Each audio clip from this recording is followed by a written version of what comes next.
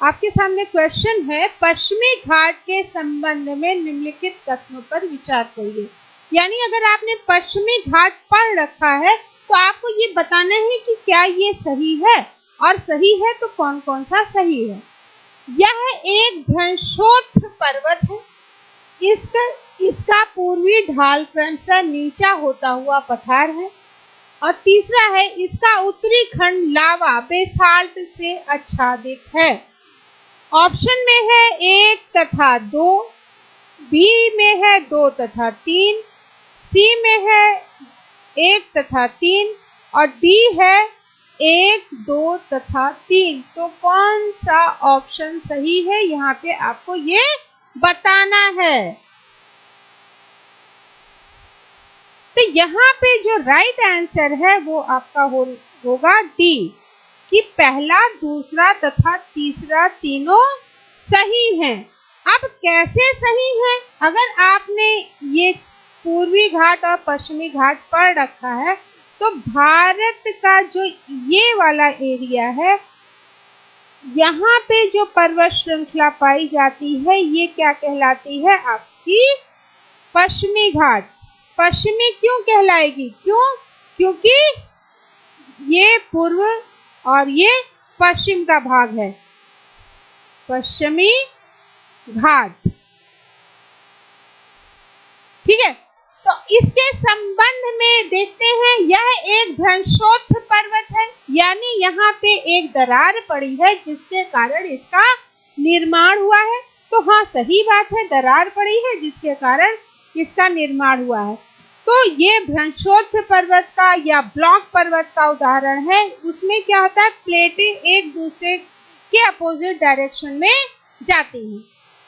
इसका पूर्वी ढाल क्रमशः नीचा होता हुआ पठार है। अब इसका पूर्वी ढाल, कौन सा पूर्वी ढाल होगा इसका? तो इसका पूर्वी ढाल कौन सा होगा? इसकी जो पूर्वी ढाल होगी ये, तो ये इसका पूर्व का भाग होगा, ये इसका पश्चिम का भाग होगा।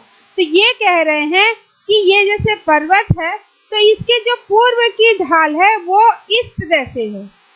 ठीक है, सीधी नहीं है, ऐसे नहीं है, ऐसे एक सीढ़ी नुमा टाइप की है। तो इसका पूर्वी ढाल क्रमशः नीचा होता हुआ पठार है। पठार क्या है? ये स्थल भाग, उससे थोड़ा सा ऊंचाई लिए हुए जो भाग होता है वो पठार कहलाता है। और इसी पठार से ऊंचा शिखर लिए हुए जो भाग होता है वो पर्वत कहलाता है। और यही जो भाग होगा ये समुद्र कहलाएगा। कहलाएगा कि नहीं कहलाएगा? तो समुद्र ये हुआ, सबसे नीचा भाग समुद्र हुआ। समुद्र के ऊपर क्या होगा? आपका लैंड एरिया आएगा कि नहीं? स्थल भाग आएगा कि नहीं? तो स्थल आएगा। और स्थल पे जो ऊंचा उठा हुआ भाग होगा वो क्या होगा? थोड़ा सा ऊंचा हुआ भाग, वही तो आपके पठार होते हैं। जो थोड़ा सा ऊंचा उठा हुआ भाग है वो आपका हो जाएगा पठार। और यही पठार जब और ऊंचे हो जाएंगे, स्थल भाग और ऊंचा अगर हो गया तो ये क्या हो जाएगा? ये हो जाएगा आपका पर्वत या पहाड़। क्लियर हो गया? तो इसका पूर्वी ढाल क्रमशः नीचा होता हुआ पठार है, यानी ऊंचाई यहाँ पे क्या है? ऐसे सीधे स्लोपदार नहीं है, बल्कि किस तरह से है? ऐसे है। ठीक है, और इसका उत्तरी खंड लावा बेसाल्ट से आच्छादित है। अब अगर यहाँ पे देखो तो यहाँ से लेकर के कन्याकुमारी तक इसका विस्तार है। तो महाराष्ट्र वाला क्षेत्र आ रहा है, गुजरात वाला क्षेत्र इसके अंतर्गत आ रहा है कि नहीं आ रहा है? और वो कैसा है? काली मिट्टी का क्षेत्र है। काली मिट्टी का क्षेत्र है यानी वहां पे ज्वालामुखी उद्गार हुआ, यानी बेसाल्ट है। तो इसका जो उत्तरी भाग, ये पूर्व का भाग हो गया, ये पश्चिम का भाग हो गया, ऊपर का भाग उत्तरी हो गया, नीचे का भाग दक्षिणी हो गया। तो इसका उत्तरी भाग लावा या बेसाल्ट से आच्छादित है। तो हाँ, आच्छादित है। तो ये आपके सब ऑप्शन सही होंगे।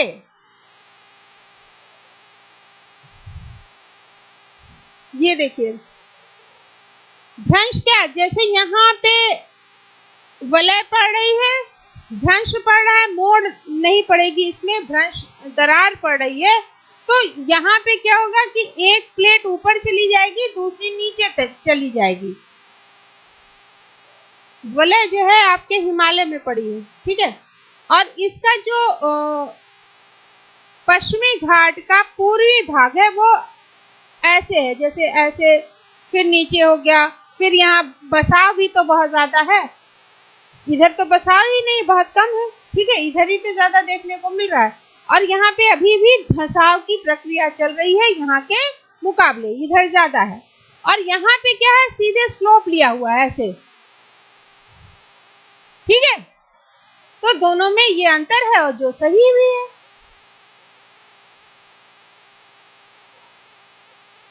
और तीसरा इन्होंने बोला था कि यहाँ जो ये इसका उत्तरी भाग है वो कैसा है, बेसाल्ट निर्मित है कि नहीं है। तो इसका उत्तरी भाग देखो, ये वाला जो क्षेत्र है ये खुद ही काली मिट्टी वाला क्षेत्र है, तो जाहिर सी बात है यहाँ ज्वालामुखी उद्गार हुआ है। तापी से लेकर के कन्याकुमारी तक विस्तार है पश्चिमी घाट का, तो ये वाला जो क्षेत्र है उत्तर भाग, तो जाहिर सी बात है बेसाल्ट है। तो आपको चीजें सिर्फ रटनी नहीं है, समझनी है, देखनी है, इसके बाद जो कंटेंट याद नहीं हो रहा है वो 3-4 बारी पढ़ लीजिए, याद हो जाएंगे। लेकिन बेटा पहले सोचिए, अब अगर आप इसको रट लोगे तो होगा क्या, अगर उन्होंने इस पॉइंट की जगह दूसरा दे दिया तो क्या होगा, गलत हो जाएगा कि नहीं हो जाएगा। मान लो ये पॉइंट ना दे इस बार, अगली बार में चेंज कर दे, या ये ना दे या ये ना दे, तो आपको ये तीनों ही तो क्लियर है। तो इस वजह से पश्चिमी घाट के जितने भी पॉइंट हैं, उनकी पर्वत श्रेणियां उच्च कौन सी हैं, कौन सी रिवर पश्चिमी घाट के पश्चिमी भाग से निकल रही हैं, कौन सी पश्चिमी घाट के पूर्व भाग से निकल रही हैं, और कौन कौन से जो है वहाँ पे अभयारण्य है, जैव विविधता का क्षेत्र है। क्योंकि यहाँ पे क्या है कि जो पश्चिम साइड की रिवर्स हैं वो एक्चुअली बनाती हैं, तो समुद्री जल भी मिल रहा है और नदियों का जो आपका मीठा जल है वो भी मिल रहा है।